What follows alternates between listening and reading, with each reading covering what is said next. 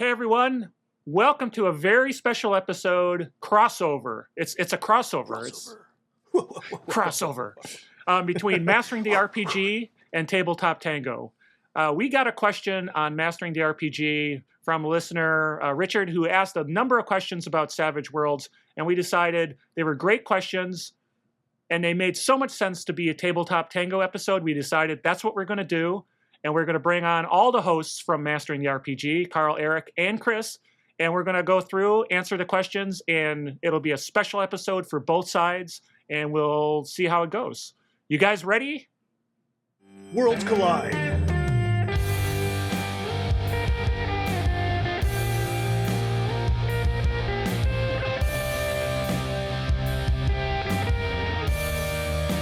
Hey everyone, this is Carl with Eric and Chris, and this is Tabletop Tango and Mastering the RPG. If you're watching the video, look at the bubbles, do the stuff. If you're not watching the video, then go to masteringtherpg.com, and you can learn all sorts of stuff, and you can send us email at gamemaster@masteringtherpg.com. If you're on Tabletop Tango, it's tabletoptango.com. So there's a lot of stuff here. It's a crossover episode. So hey, gentlemen, should we just jump right in and start answering these questions? What do you say? Okay, so one of the questions is, other than Tabletop Tango, which you're listening to, where can I go to familiar myself with Savage Worlds core rules and Savage Rifts in particular? So what do you say, Eric? We'll start off with you. Oh, okay. Well, on the Savage Rift side, I mean, we definitely get requests to do Savage Rifts every once in a while. I would love to do more Savage Rifts content, but unfortunately, I just don't get a chance to play that many. I played a lot of Savage Rifts, but that was old edition. That was in Swex. So I just haven't gotten a chance to play a lot of new Savage Rifts. And Savage Rifts is such its own thing, you know. But I could always go through options. I mean, it's easy for me. So if people really want, you know, Savage Rifts content, leave stuff in the comments saying you want to know maybe some archetypes or whatever, or basics, things like that. But as far as learning about Savage Rifts, there really isn't a lot of podcasters doing it for sure. I think the best way is probably to watch some actual plays. Happy Jacks did a very good, I think it was 20 episodes, but I believe it was for the Swex edition. So, you know, there's a lot of similar rules, but obviously it's for a different edition, but you also get kind of a feeling of the setting. But if you already know the setting, I believe Dungeon Musings also did. Yeah, Dungeon Musings did a pretty cool one, I think, in conjunction with Peg. But it was only a 3-parter, but that's with the newer edition. So I would check out Dungeon Musings for you know, to get your idea with Rifts. And if you want a good, just general purpose podcast, actual play, I think Knights of the Smith Dinner Table, they've done a lot of stuff that's really good, fun to listen to for sure, and that showcases the system nicely. So, Chris, what do you think? Do you got any places that people should be checking out? I don't have any podcast video type of things, but savagerifts.com and their Discord server is very good for information. And I work with some of them at Metamorphic who run that server. So the BTT crew for the conversion team is high density of Savage Rifts players. So either one of those servers really. But yeah, the Savage Rifts Discord server is fantastic. All right. Yeah, I think that's a good point. On that note, the unofficial Savage Worlds Discord, which has a Rifts component too. So for just general Savage Worlds and also for Rift, it's a very active Discord. So that's a good point, Chris. Yeah, and what's kind of bummer is there used to be some good forum swayed podcast out there that I just can't find anymore. There's the Wild Die Savage Worlds GM podcast, and I just can't find them on iTunes. So I think they just let their hosting lapse, and that's a shame. But if you somehow run across them, those were kind of fun shows that talked a lot about the rules as well, which actually that's part of the reason I started Tabletop Tango, was some of those podcasts were sunsetting. I said, we still need Savage Worlds content. So any other thoughts on that one? All right. I mean, there's a ton of good videos out there for Savage Worlds rules, but nobody really goes into it as much as us, honestly. But you know, we tend to go maybe deeper than people want at times too. So there's definitely some good overview videos that with really high production that other people do. But as far as getting into topics very specifically like we do, you know, and things like that. That I don't think there's really many other people doing that. There was recently also the Savage Rifts Con, the online convention, and they did stream some of their stuff, which is on YouTube, I believe, if you just want to watch them play. It feels like we need to do some pull some links together and put them in the description after the fact, so people can find all this good stuff. So so number two question, same in vein as number one. Do you or others acquaintances run any learn to play for Savage Worlds? They say they got the core book, but it would really help tremendously just to play through it. That was a tough one for me. I do know that there's lots of times in our Savage Worlds on Reddit, they have a looking for group post that comes up every now and then. On Roll20, they actually have really good looking for group. I think it's really, I found a lot of players through their on Roll20 specifically. There's a Roll20. It's like a game. I forget what it's called. I'll put the link down there. It's basically a game that you can join, and then within that game forum, there's tons of people posting for games in Roll20. So yeah, that's definitely a good resource. Yeah, I'll post it in the comments. Yeah, and I haven't used that. I've just used the looking for a group feature, and that alone was pretty cool. And I looked before we made this video, and there was at least 6 or 7 games looking for players for Savage Worlds when I took a look. So Chris, you got any places that you think are good places for someone to learn if they want to get into a game and learn? Yeah, mine's going to be the same as my last answer. It's the Savage Rifts Discord server. They often advertise games, and so every time I've been there, they've been more than happy to onboard somebody who hasn't played before. So I don't think that would be an issue. Yeah, I just on top of that too, like just as we said before as well, the Savage Worlds unofficial Discord has also a good place besides Reddit. But I think in general, I think the person's asking like, is there a good place for me to run through the book to learn the game?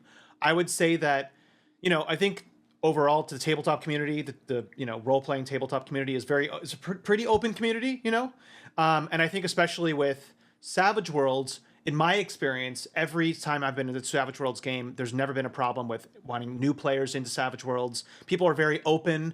Like personally, I feel like I've taught a lot of people how to play. Like even in the game I just did, 3 of the players are completely new to Savage Worlds. So I think we're all game masters. I don't think any of us have any like hesitation with new people to Savage Worlds at all. And learning as you play, it's very easy with Savage Worlds to learn as you play as well. So I just think, honestly, you don't need maybe a specific game that's like a one-shot for new players. I think most of the time people with Savage Worlds aren't really running those as much as like say D&D, where there is a lot of like those, I'm just doing it like a module for new players, right? I think certain conventions, online conventions and in-person conventions handle that. But besides that, I think just join like a one-shot or join like a small campaign or something, and people will walk you through it, I definitely think that the core book, yeah. I feel like that would be a good Patreon type thing or something for sure. Yeah. So tell us in the comments. Do you think that makes sense? Should that be a Patreon item? Just let us know. So I don't know which side it would be on. Is that a Mastering the RPG or Tabletop Tango? But who knows? So. By the way, so the Roll20 directory to find games, it's actually a game that you can join. It's called Roll20 Savage's Savage World Directory, and there's 194 people in it. So I've actually found a lot of games on Roll20 through that. I don't really play in Roll20 anymore, but it's a really good resource for Roll20. Very cool. Very cool. Yeah, I definitely check out that link too, because I might be trying to start another campaign too, and it'd be great to find some players. So, all right, cool. And then number 3 that we had is, in your opinion, would it be better to try for a more standard Savage World setting? If so, what's your go-to? I wasn't sure if the previous Rifts experience would be a help or a hindrance. Well, Rifts is pretty gonzo. So from learning Savage Worlds and getting a setting, that's you've got a high bar. You're shooting for the moon. You're going after Rifts right away. So I think things like, if you want high tech or something, I would just start with the sci-fi companion. And honestly, I've run science fiction games just with the core book. It's been sufficient. Now you don't get cybernetics, you don't get mechs, you don't get spaceships and stuff like that. But the core rulebook covers a lot, and the hindrances are good, the edges are good, it covers a lot. But I think that new sci-fi companion is a great place to start as a companion book. But there definitely are lots of setting books out there for different games. So I don't know if you guys are more in the setting space, or what do you guys think? I think you're right on with the sci-fi companion being a great place. Also, Rifts, everything is dialed up to 11 in Rifts. I would not say that was a good spot to start for anybody. The core book does a ton. The sci-fi companion, any of the companions are like adding stuff, but the core book does everything you really could want it to do, especially if you're learning. No reason to like add too many variables.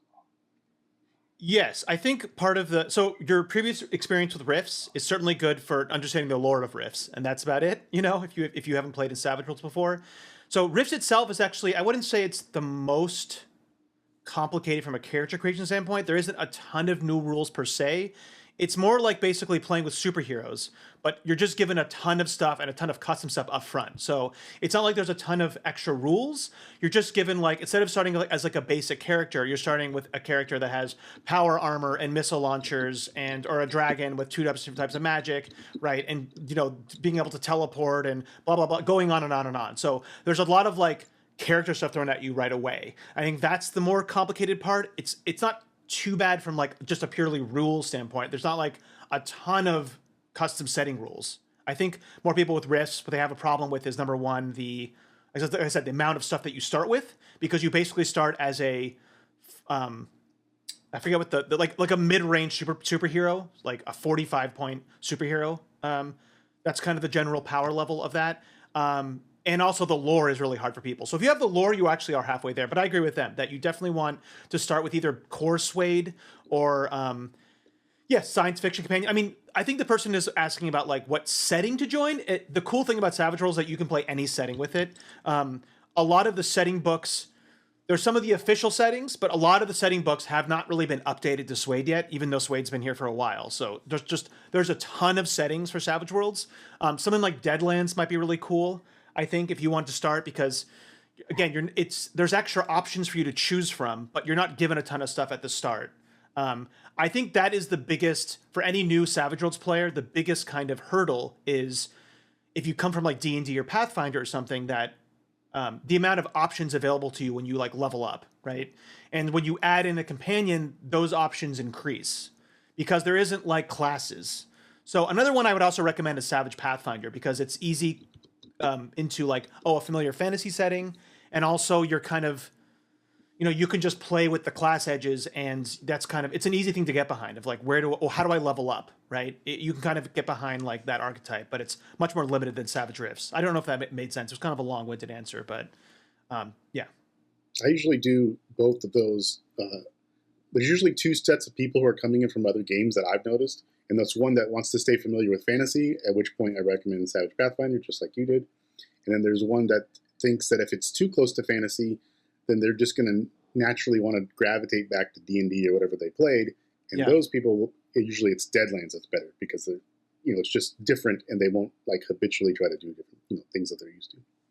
Yeah, I think those are the two probably best settings. Like Deadlands was original, Savage Worlds came from Deadlands. That's what it came from. So a lot of the kind of mechanics, even though it is they've done a good job of making it, genreless at this point, there still is that Deadlands kind of flair in the DNA, right? So, mechanics are often easier when they're combined with flavor. So I think that is a very easy way to get behind the rules of Savage Worlds, of like, we're doing initiative with cards. That makes sense because it's poker, right? We're throwing out poker chips like that. It just feels good with Deadlands, I think. So that's a good place to start. And if you want a little more high-techy, you can go Deadlands Lost Colony, which is still Deadlands, but got that Fire 5 vibe that people like, for sure. So there's just a ton of settings for almost, there's the After if you're looking for post-apocalypse.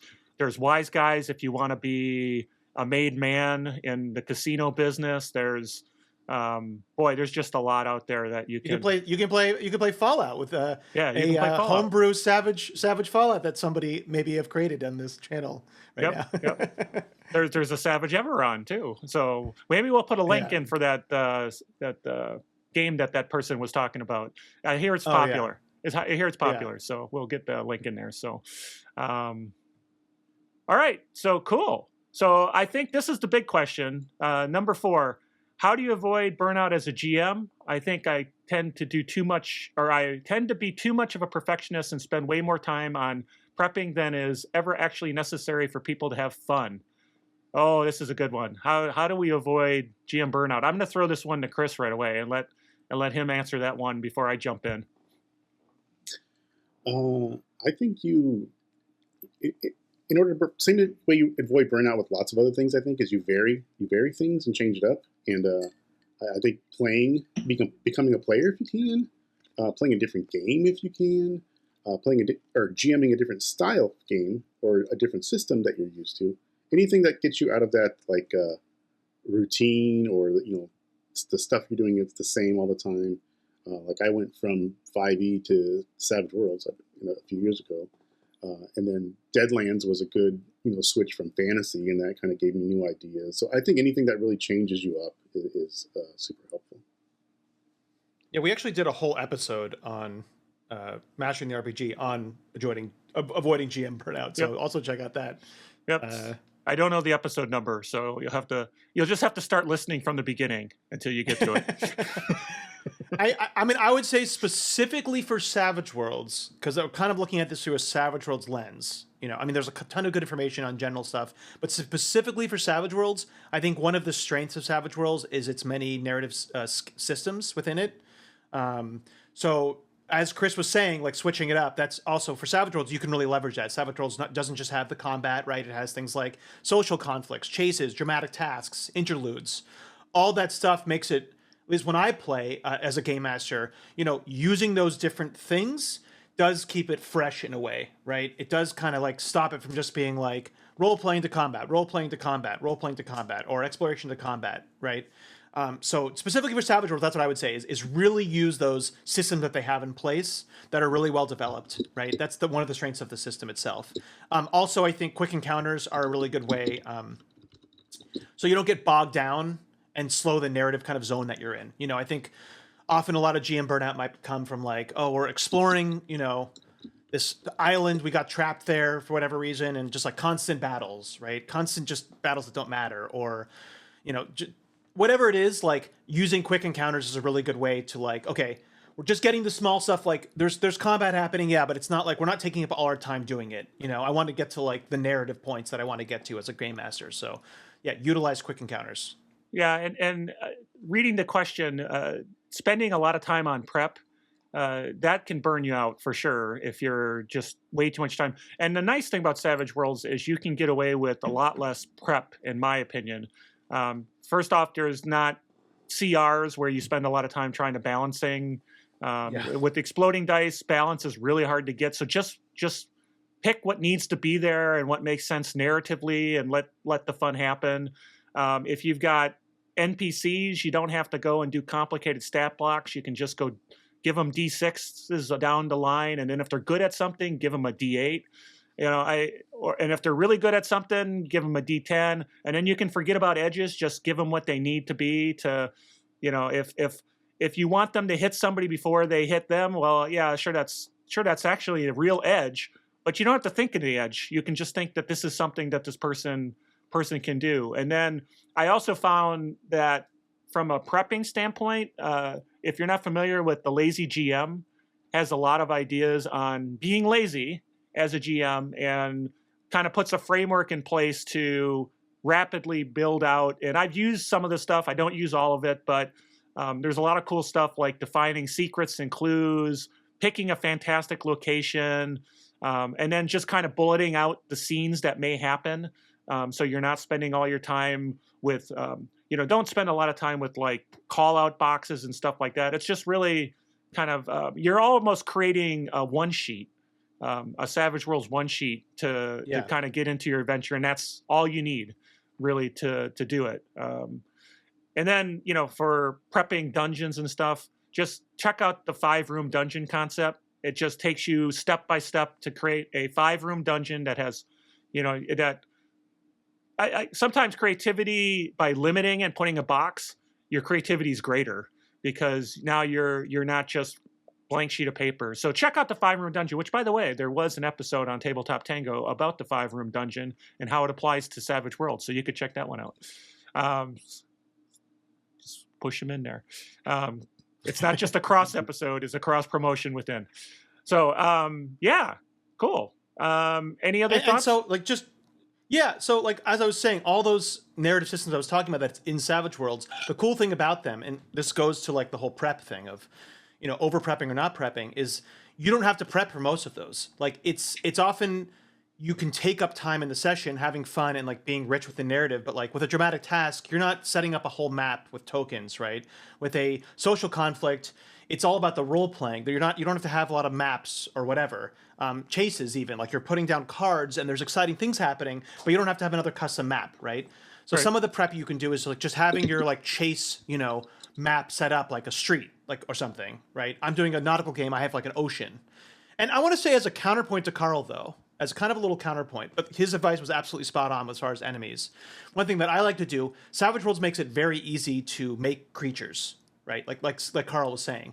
Even if you wanted to give them special abilities and edges and all that stuff, if you're doing it through a VTT, it is so easy and so much fun to create custom creatures. So when I start a game as a game master, like my new one that I'm doing, I have a couple different factions, and I will make, it's pretty easy to do. I'll make like a bunch of the creatures ahead of time with different the more like goons and the more tough ones, and I just have them ready to go. So if something happens with the players, I can just pull out those monsters that fit that theme and just have it ready to go, right? So you can really, what I mean by that is you can really like the time that you're spending prepping of making monsters that are really really really like or creatures or people, whatever, that really makes sense to the setting that you're running. Like my game, I have pirates, so I made a whole different types of pirates, and they have themes with them, right? And so it fits the setting itself.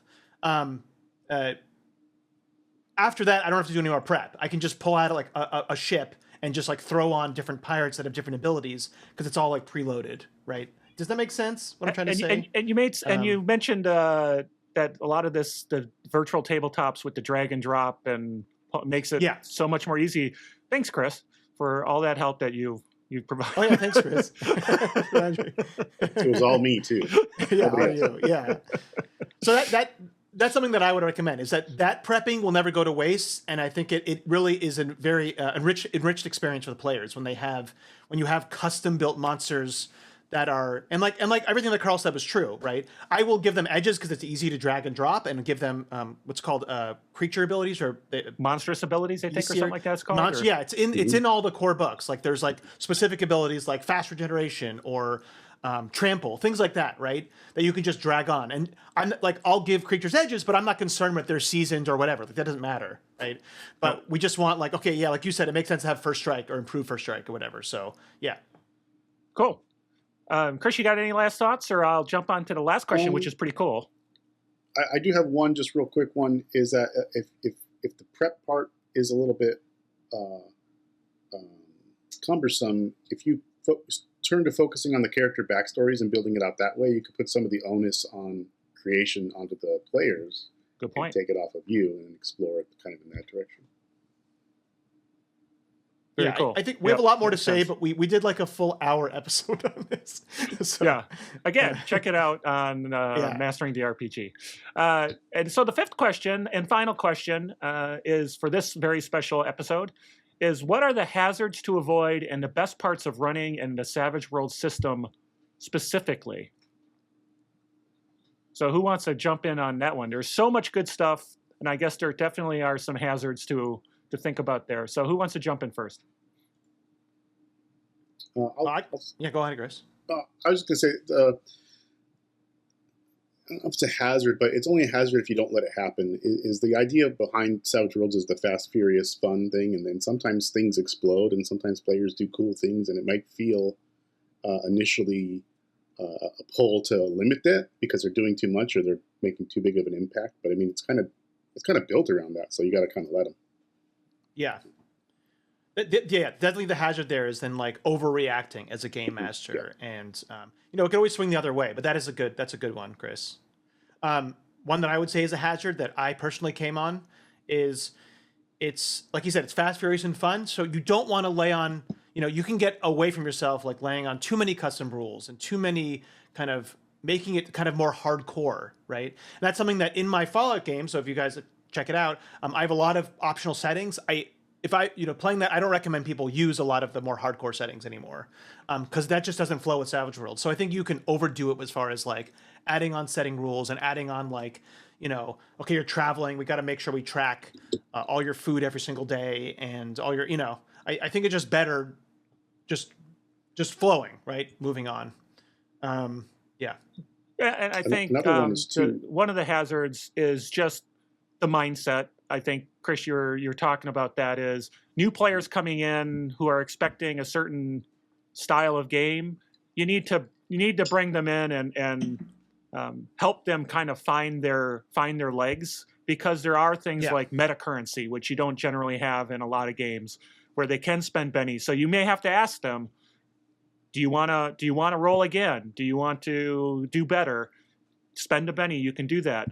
Cards for initiative are one of the best parts. So I'll kind of spread across. But one of the best parts, I think, is cards for initiative, where you get a new card each round. You've got edges that can benefit you and help you make that. But some people just don't get it. And so you got to help them understand that it's not just initiative roll with a bonus and then that's where you get to go and that's just the way it is.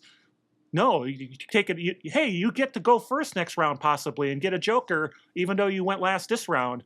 And you know, it adds a little flavor, and you just got to bring them along. I think it's really just breaking people's mindset is one of the things that helps. That's a hazard that you have to go through. And you know, Little Hawk again for the Tabletop Tango. If you want some kind of new GM advice, there's 2 episodes, 69 and 159, that try to give a little bit of advice there for new GMs playing the game. So other than hazard, what's the best parts? Oh, go ahead. I have more on that. Oh, go ahead. Oh, more hazards. And I want to quickly jump on what you said specifically about the mindset. And another huge one is with support and tests too. That's a huge part of the game, and I think a lot of new players coming in from D&D and all those other ones don't really understand that and the openness of it, of how you can kind of sell any skill and, you know, leverage your skills in that way. And so a lot of players, when they're creating characters, might think that they have to have combat stuff.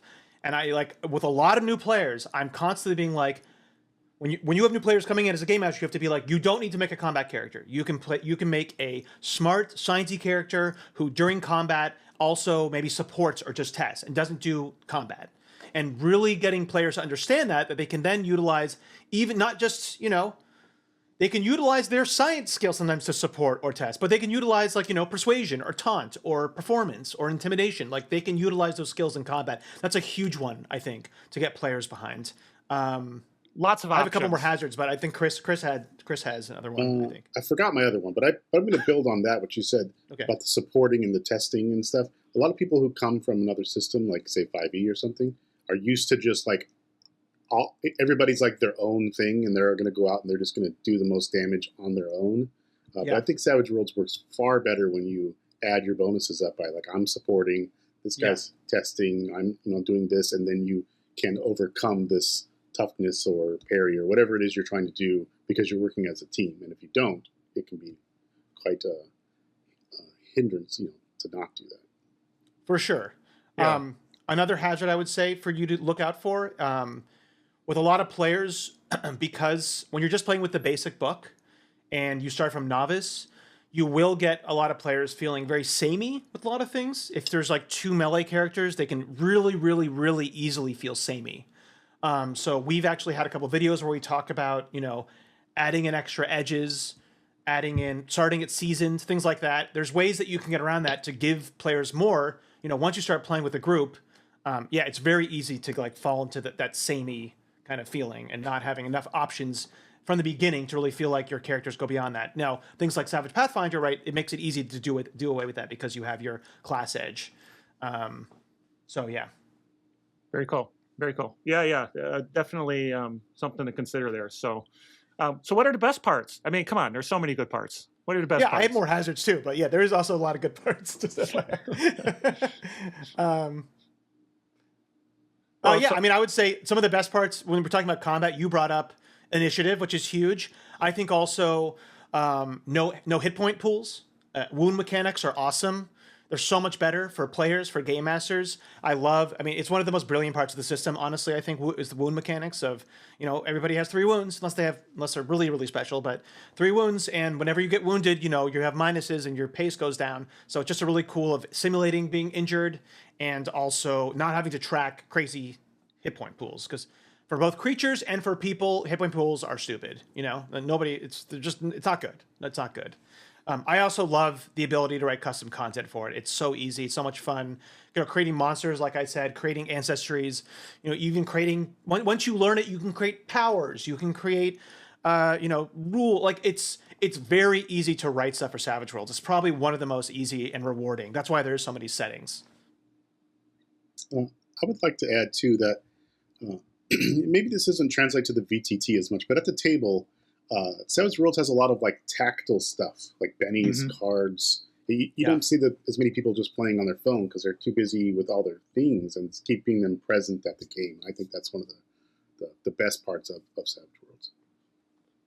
Yeah, that's a good point. I mean, with the bennies that you can kind of play, and we talked about this I think in Mastering the RPG way back when, where it's like I'm much better in person with bennies because I can feel them and hold them, and then I just can toss them. Versus on a VTT, I got to remember to click the plus button or tell someone, well, give yourself a benny because it's too much work to go hit the plus button.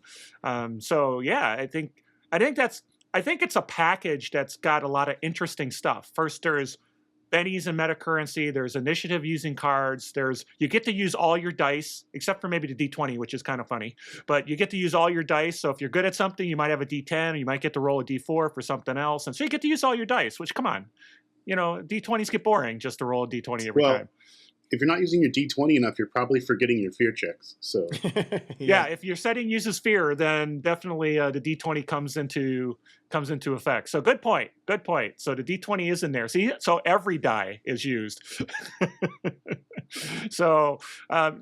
it just kind of comes together as a package of a lot of interesting things that I think some games just, and then like you mentioned, tests and support, and you can do crazy things in combat. If you can explain why it's happening and what skill you're using, you can do it. And then all the extra things like dramatic tasks and quick encounters, they layer on top of this, and you just get a very interesting combination of stuff that just kind of works really well.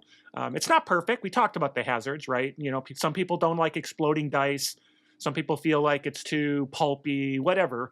But it's comes together in a package that has a lot of interesting elements that are just kind of fun to play with, I think. So that's why I like it. And the hazards are not necessarily like drawbacks of the system. They're just things I think we've found that are kind of, like you could run into problems, right? Because of X or because of Y.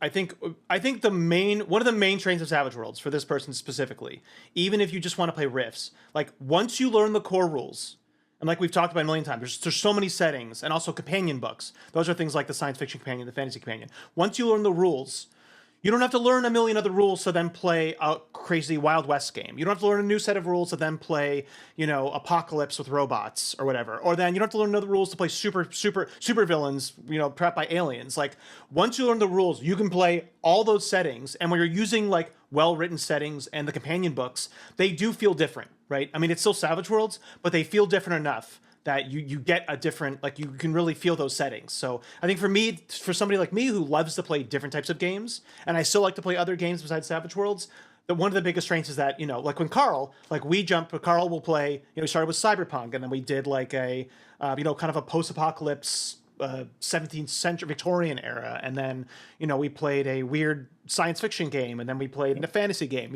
so it's like him, like he likes to jump and do all these different settings, and we're using different books all the time. So to me, that's probably the number one strength, honestly. I have Very cool. a small anecdote about this. Is my first Savage Worlds game was a Savage Rifts game, and I spent some time to make my character who was like a psychic mind melter or something, but I didn't quite understand the levels that Rifts was at. So the first thing we encountered was like this mech that was like a AT-AT walker or something, and I got hit with a missile and I died like that first thing that happened. I was like, well, this game Failed that sucks. bleed out roll. I hate this game. Yeah. Did you declare Blaze of Glory? Come on, you should have declared Blaze of Glory. I'm sure I didn't remember that they had that. Yeah. That's a setting rule. There's in another. Rifts, They have the Blaze of Glory in Rifts. Yeah. that's There's what I'm saying. There is a setting rule in Rifts called Blaze of Glory. Yeah. Yeah. I think that is Chris, that's a really good hazard. I think we've talked about Savage Worlds being swingy for players. It can also be swingy for GM. I've seen the weakest person like literally throw like, I forget what it was. It was like a piece of garbage basically and exploded and the person died, you know? Like it's not that it's so deadly. I don't think it's not like a super deadly system, but it can be, I guess, from anybody. Because there's no CR, you know, well, usually it isn't. There's always those times where the random little weakest person can kill you, you know, just because of some bad rolls. I think that's a good hazard, is that you have to prep people for that, I think. Yeah. In Savage Worlds, even a peasant with a pitchfork can take out a hero. That's how I like to say it. So, all right, well, cool. So that was question number 5. That's the last question we have. Hey, thanks guys for being on this special episode. Thank you, Richard, for that set of questions that I think was applicable for many, many people. And we'll thank you for, hopefully you'll watch this and say, hey, I'm listening to it on Mastering RPG. Wouldn't it be cool to check out Tabletop Tango, and hopefully vice versa? We like doing this. It's fun and great questions, and play some Savage Worlds. Talk to you later. Bye. Happy gaming.